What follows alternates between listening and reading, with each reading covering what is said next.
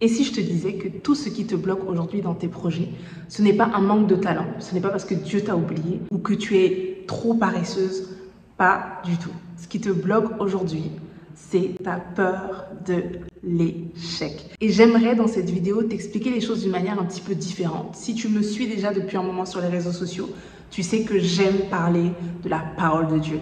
J'aime aller chercher, fouiller dans la parole de Dieu toutes les petites clés, toutes les petites pépites qui peuvent nous aider dans notre quotidien. Parce qu'il faut qu'on se le dise, la Bible, c'est tout simplement un guide. Ce n'est pas un livre qui est là juste pour être lu, mais bien pour être pratiqué. Et c'est lorsque tu pratiques que tu as des résultats incroyables dans ta vie. Si tu es nouveau sur cette chaîne, bienvenue. Je suis MC, entrepreneur passionné depuis maintenant 14 années.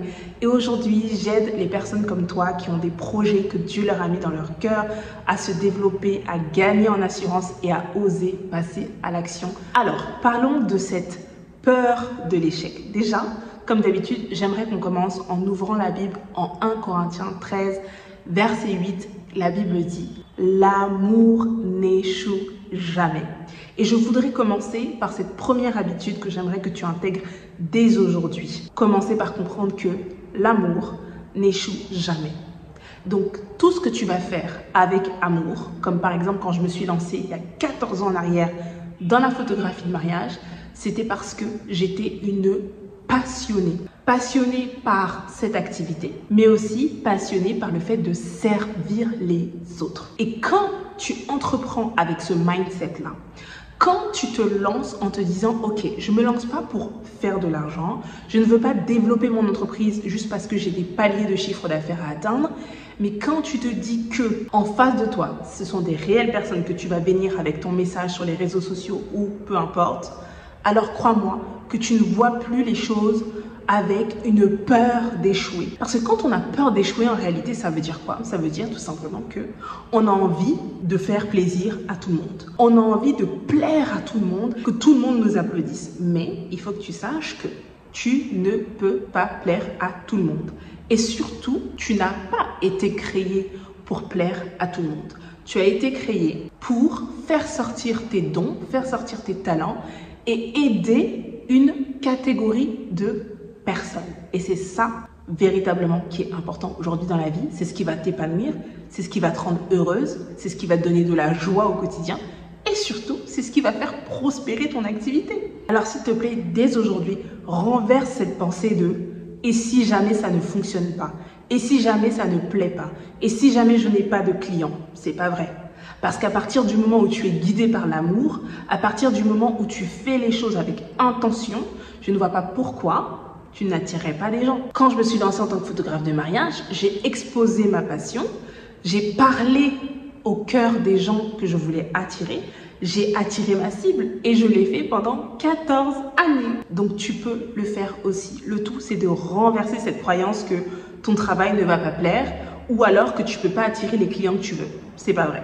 Le deuxième point, c'est de savoir véritablement qui tu es et avec qui est-ce que tu fais les choses. Quand on a peur souvent de l'échec, c'est parce que on s'appuie trop sur nos propres forces.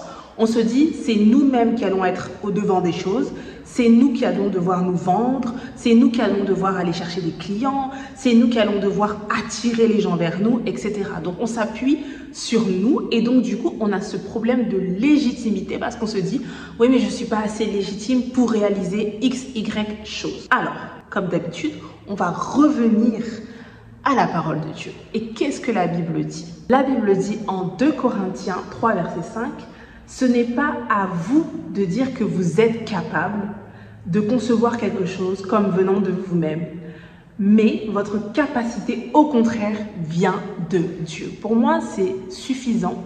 On pourrait arrêter la vidéo là parce que c'est bon. Ta capacité te vient de Dieu. Alors, quand tu es en train de développer ton entreprise, quand tu es un entrepreneur ou si tu ne l'es pas, mais que tu as d'autres projets sur le côté, s'il te plaît, dis-toi une chose, ta capacité te vient de Dieu.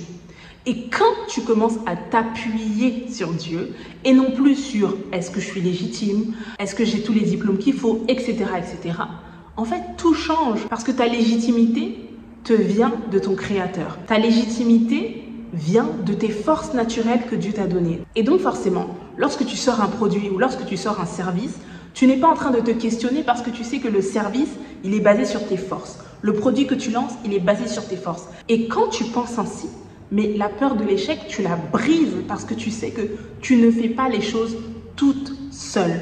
Et donc, il y a comme un lâcher-prise sur la situation et tu oses davantage. Tu oses développer ton business différemment.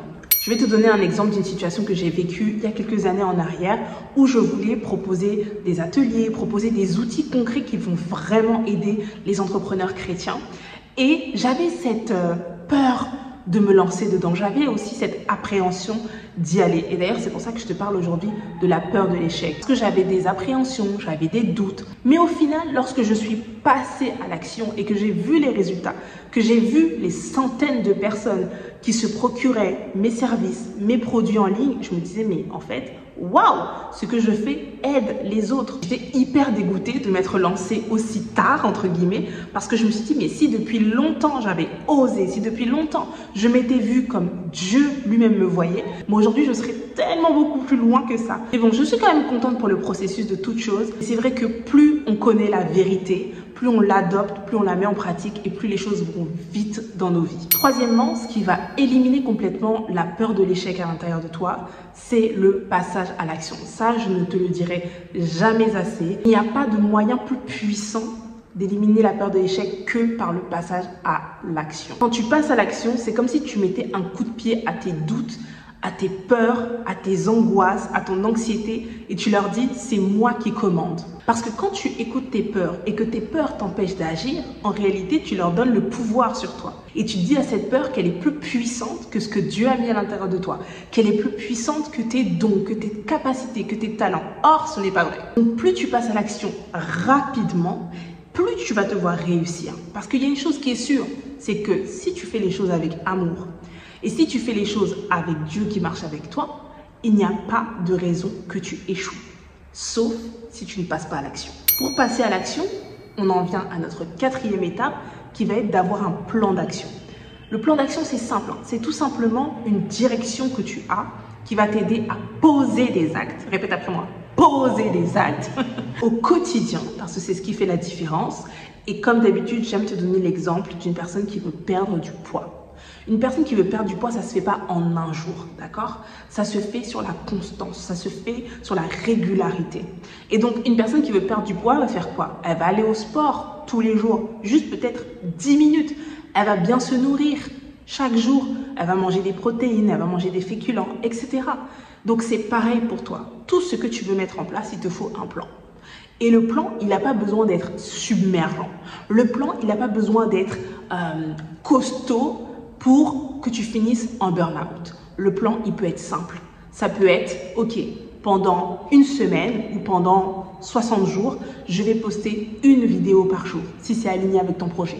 Ou alors, pendant 90 jours, je vais écrire 500 mots dans mon cahier pour commencer à écrire mon livre. Tu comprends? Et enfin, mon dernier conseil, ça va être de ne pas avoir peur de commencer petit. Tout commence petit dans la vie. Si tu regardes tout ce qui est appelé à grandir, que ce soit un arbre fruitier, la vie humaine commence tout petit. Ça commence déjà même, tu vois, dans le ventre là-bas, ok?